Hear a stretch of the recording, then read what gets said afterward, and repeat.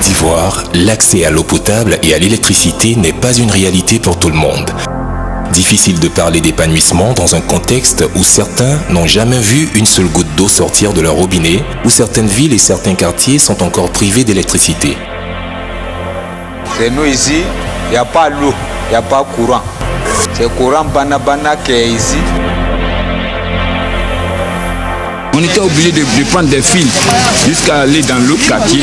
On avait les difficultés totales. Nous baignons dans le noir ici depuis près de 20 ans. Ici, là, ça ne va même pas. Il n'y a pas l'eau même. Je suis commerçante d'eau à Biabou. Ça m'arrange, mais ça n'arrange pas la population. Depuis que je suis là, il n'y a jamais eu l'eau naturellement dans les robinets. Il faut passer par des machines appelées suppresseurs. C'est vraiment difficile d'avoir de l'eau les matins. À partir de 7 h du matin, vraiment, il n'y a plus de l'eau.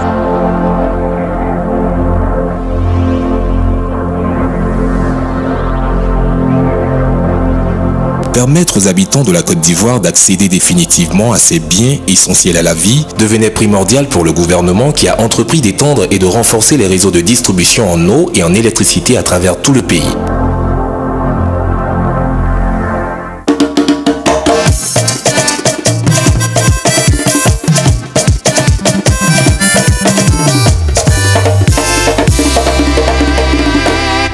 Pour ce qui est de l'eau potable, d'importants investissements ont été faits, dont le renforcement du centre de distribution en eau potable de Bonois, qui va mettre fin au déficit de toutes les localités de Bonois à Abidjan Sud.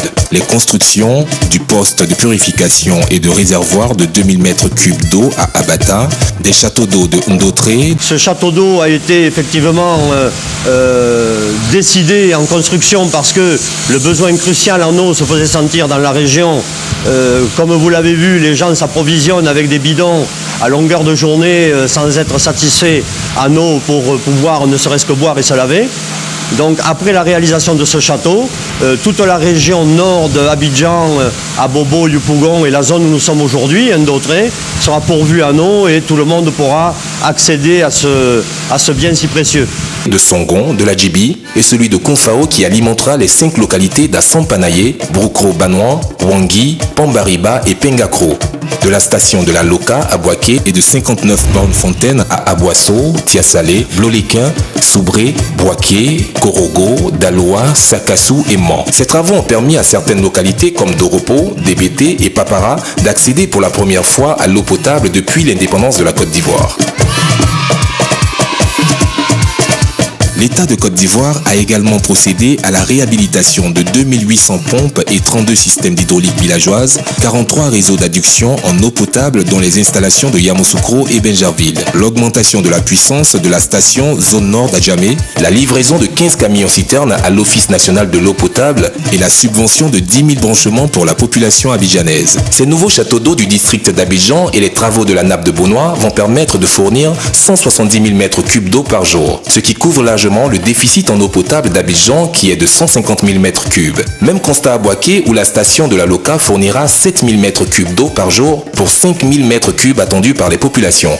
À Mans, les travaux sont achevés. Les nouvelles installations permettent de générer 12 000 m3 par jour pour un besoin de 4 000 m3 attendus. En 2015, tous ces travaux permettront d'atteindre un taux de 82,5% de couverture nationale en eau potable. En matière d'électricité, grâce aux efforts du gouvernement, la production brute est passée de 5 883 GWh en 2010 à 6 949 GWh en 2012. En 2013, 500 localités ont été électrifiées. Le taux de couverture nationale est ainsi passé de 31,6% en 2008 à 40% des localités en 2013. L'État compte électrifier 1000 villages à travers le pays en 2014 et 612 localités en 2015. L'État a également réalisé 52 projets d'électrification et d'éclairage public en zone urbaine et rurale et renouvelé 23 groupes électrogènes stratégiques à travers le pays pour fournir de l'électricité à plusieurs localités. C'est une société qui est venue installer ça. Bon, on était tellement contents parce que nous, c'est une grande première qu'on ait la lumière. Nous ne demandons pas à ceux qui envoyaient, mais nous savons que c'est Dieu qui nous envoie. Comme mon petit l'a dit, 20 ans nous sommes dans le quartier, 20 ans, on n'a pas d'électricité. C'est l'an passé, en 2013, on a eu la lumière. nous sommes très contents. Le courant, en tout cas, on est heureux, on dut au dehors, avant on rentrait tôt. Les enfants ont la possibilité d'étudier et nos appareils aussi ménagers. Ça marche très bien. Vraiment, c'est une satisfaction totale pour la population de ce quartier. Je vois que le quartier est animé, je suis pleinement en joie.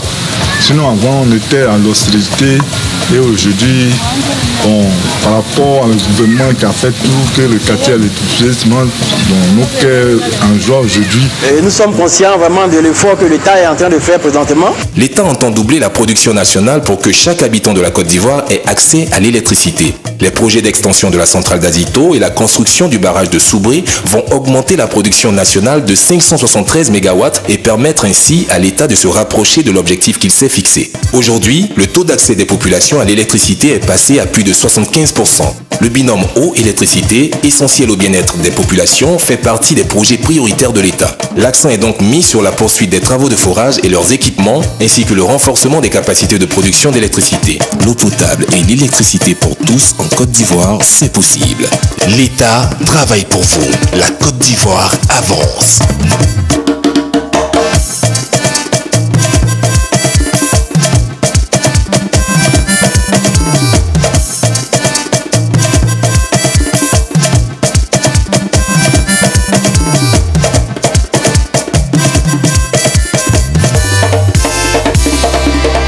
Notre pays avance.